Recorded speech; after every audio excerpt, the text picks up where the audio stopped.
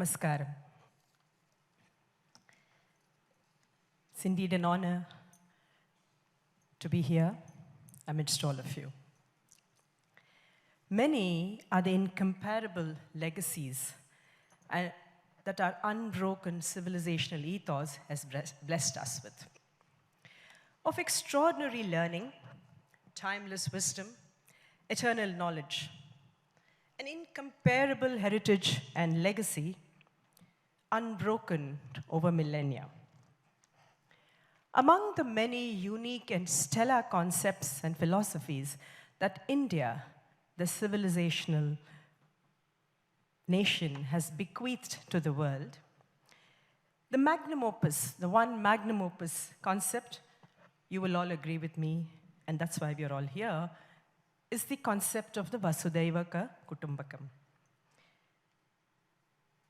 An exceptional thought that is derived from the idea of Loka Samasta Sukhino Bhavantu, an invocation of harmony and blessings for creation.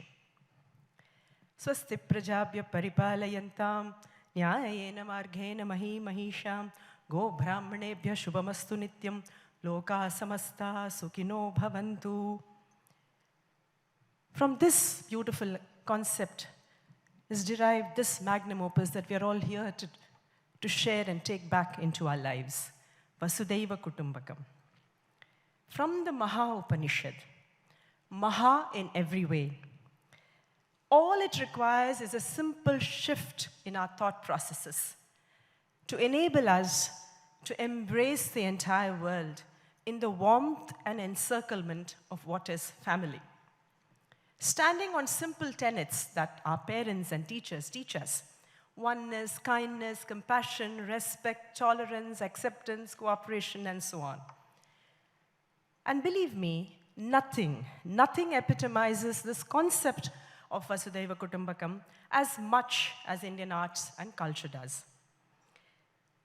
Because Indian arts, as we heard the speaker speak so evocatively, is a living, thriving, continuing inheritance. Samudravasane Devi Parvatasthana Mandale Vishnupatnim Namastubhyam Padasparsham Kshamaswami. A shlokam that all of us have learnt as children, bowing to Mother Earth, whose body is the mountains and the skies and the forests, whose raiment is the vastram, is the samudram. O consort of Mahavishnu, I bow to you because I seek your forgiveness for even stepping on you. As a young child, I spent 6 years on the shores of this very samudram, that is the vastram of Mahabhumi. A samudram, shores of which we are all sitting on, the Bay of Bengal. A few kilometers from here, I spent 6 years being a student of Bharatanatyam, as a student of the one and only Rukmini Devi Arundale, reciting the shlokam every day as we did the Bhumi Pranam, the Namaskaram. Rukmini Devi very presciently said this, and I quote, "Culture is neither performance nor entertainment, but life, and art is an expression of life." So at Kalakshetra, after the Bhumi Namaskaram, we would go on to the next shloka. Angikam bhuvanam yasya vachikam sarvavangmayam aharyam chandra taradi tam numah satvikam shivam. An ode to that cosmic dancer Nataraja, whose body, words, aharya are all described, but more so depicting the sum and substance of dance itself. Angika, body and grammar of dance. Vachika, music, expression, music and words. Aharya, the outer that we wear. And Sattvika, the intangible inner. All these coming together, becoming the sum and substance of that beautiful visual that we, the audience, see as the final performance. And I call it the final face, the beautiful face that we, the audience, see of this civilization, so that through that face, we are able to peek into what is the civilizational ethos through the beautiful art form that we present before you. But this face and soul is supported by Kutumbam, that idea of family. The family that we depend upon, our gurus, our acharyas, our orchestra, our team members. Kutumbam, family. We all know, and we've all been discussing since yesterday, the power and strength of every family is a strength of each member, and what that member brings to the table. In art too, this interdependence is a sine qua non, essential, indispensable, and compulsory part of art. Let me give you an example.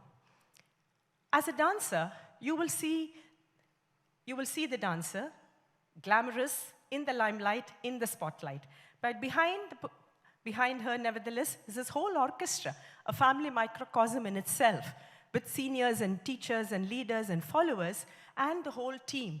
And finally, putting them all together, supporting each other, even looking out for each other and each other's hiccups, and presenting before you that vision of what you, the audience, will see. And this is just for a solo performance. The concept gets multiplied and complicated further when there is a group performance, where each group member brings their own strengths, when the ensemble brings their own strengths to the performance. There is a saying in my world which says, you're as good as your weakest dancer or the weakest link. And so the rest of the group gets together to upscale the newbie, the weak dancer or the less than strong dancer or the junior dancer, so that the vision of the choreographer and the dancer, the director, is put out, and you, the audience, will not see that difference. That interdependence, which is so essential of a family, is a compulsory part of every art, of the art world that we all inhabit. Exactly like Vasudha, Bhumi. She nourishes the banyan tree, the life-giving banyan tree, the shade-giving banyan tree, as much as she nourishes the lanterna, which doesn't allow anything to grow around it, or the humble weed, or the reed. Bhuma Devi nourishes everyone without exemption or discrimination. And that is exactly like Indian arts and culture, like family. Whatever happens in the larger context of the family, that weak child, that little black sheep, that one that couldn't really do well in life, the whole family gets together to support it. And this cohesive attitude of adjusting, creating iterations, and accommodating is like a dance choreography. Like I would always change a choreography just to suit a body or suit someone who's able to do better or not so well. Art and culture, ladies and gentlemen, in the largest understanding, as far as I understand, is practice, representation, expression, objects, cultural spaces, performance, skills, and so on and so forth, all leading to something called cultural heritage. A cultural heritage that is an intangible heritage transmitted from generation to generation to generation, that has continued to rewrite, redraw, rechart, rededicate, I would say, to spawn what you see today, or some of which we've lost, the breadth and depth of cultural diversity that is Bharata Desha. India, with her unbroken cultural history, is literally, as we heard the previous speaker say it so well, the guiding light of this nation, waiting to throw her beautiful light on everyone. And we all also know that the integral relationship between art and socio-economic development is a given. There is no way around it. And the more important part is Indian culture has taught all of us to internalize change through continuous iterations, just like I said, like any family. And hence, I go back to reiterating that very first point, that Vasudhaiva Kutumbakam is best manifested in arts and culture. At this point of time in the world's history, India stands at that delicious cusp for what we have been training for centuries. To me, it's like a young dancer, having trained for 10 to 12 years, waiting in the wings, palpitations, nervousness, waiting to step onto the stage after all that training, waiting to come into the limelight. The world is looking to India for leadership. Today, we are lucky to be alive at a time when India is rising. We are lucky to be at a time when we have a strong leadership in none less than our beloved Prime Minister Narendra Modi ji. We have changed the way we look at life, both inside and outside. Our foreign policy has India center stage. Inside, we have a robust economy that has crested the pandemic. More importantly, the world is looking up to us with respect and looking us for leadership. The indelible rise of Bharat is a given today. I will quote J. Sai Deepak, a very well-known Supreme Court lawyer who said this recently, I quote, "Shakti has traveled everywhere and is now back with India," he said, I unquote. And I'm sure, I agree with it, and I'm sure so do you all. Our greatest contributions, yoga, meditation, cuisine, arts, has been soaked up, sometimes even appropriated, brings back and is thrown back to us with an accent and a cat pose notwithstanding. But nevertheless, I ask this question of all of us: are we going to miss the bus by not rising to the occasion? That is the crux of the issue today. The fact that all this is there is something we all know. How do I infuse a sense of leadership in every citizen? How do I infuse the idea of Vasudhaiva Kutumbakam in every child, in every human being of this country? Because even as much as we don't want to say this loud, but the fact of the matter is our young, looking westward, are rather deracinated and unplugged from their roots and leading to a lot of self-contempt. So how do you make our citizens own this Maha Mantra from the Maha Upanishad? How does one lead if you don't own the idea itself? Because ownership is everything. You have to own the idea. The answer to me is the shortest path to any learning is art.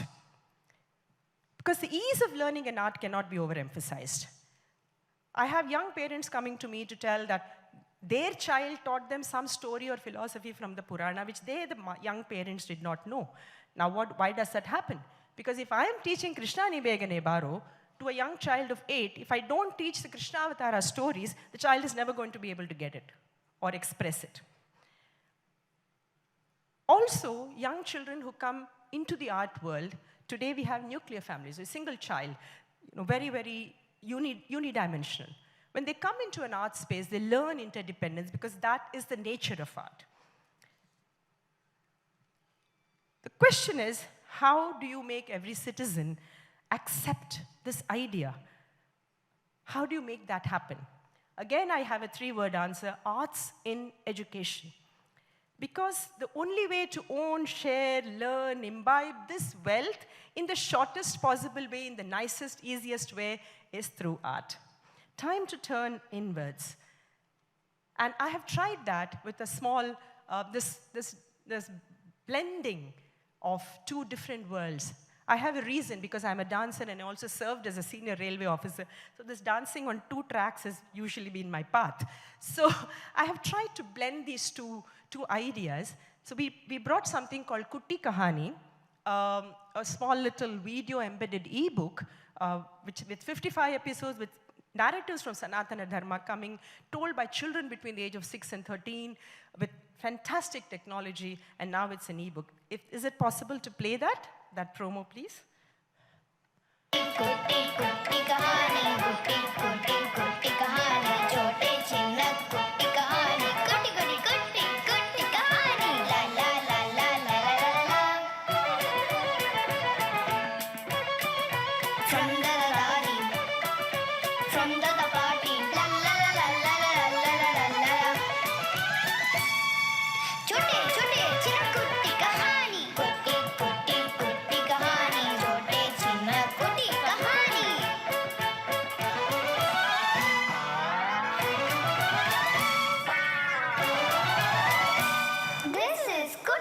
Kahani. So this is a video embedded ebook with multilingual 11 languages across the children across the country and some overseas, multi-art, to bring Indian stories through the prism of arts, through the voice of children. So that's one aspect which I just tried to showcase. Also, as we enter into a more complicated world, it is already very complicated, it's going to get worse. It is definite that life's many crises will be thrown at us. I myself, as Radha explained, a breast cancer traveler. I've been through breast cancer in 2008, and through it all, I said only one thing. I'm going to ride it out. I'm not going to allow cancer to ride me. And that confidence came to me because of that strength, the power, the core strength that my art gave to me. I chose to remove the alphabet C of cancer to D as dancer. So that confidence and strength comes from that space of art, passion, whatever. Also, I also have 4 stents, that happened in October. But through it all, I danced. So another reason why we need to push our children into arts is, of course, the larger concepts, but also the little daily issues, the challenges that life is bound to throw at all of us. Because that really, I'm sure Swamiji will agree with me, that it is the business of life to throw challenges at you. And so, today, when we are at the end of the Amrit Kal and stepping into the next 25 years, it is time to bring Bharat center stage. It is time to empower young India to hold on to her civilizational roots with pride and ownership. Because that is the only way we will be able to own this idea of Vasudhaiva Kutumbakam, share it, lead it, and take the world with you, because the world is looking towards us. It's time for ancient civilization, Bharat, to speak in the voice of a young nation, India. It is time to say, Bharata Uvacha. It is time to say that. It is time, like a good dancer, I'm waiting there in the wings, palpitation. Curtains have opened, audience have come, given me that clap, they've all shushed down. Ganesha Vandana is over, slowly the light is lighting. I'm waiting to step center stage, as is our country, Bharat. It is time to own that light, the limelight, be the light, as Ricky said yesterday. Dharmo rakshati rakshitaha. But I will paraphrase that and say, Prakriti rakshati rakshitaha, Sanskriti rakshati rakshitaha. I will conclude. Sarve bhavantu sukhinaha, sarve santu niramayaha, sarve bhadrani pashyantu, ma kaschit dukkha bhag bhavet. Om Shanti, Shanti, Shanti. Thank you.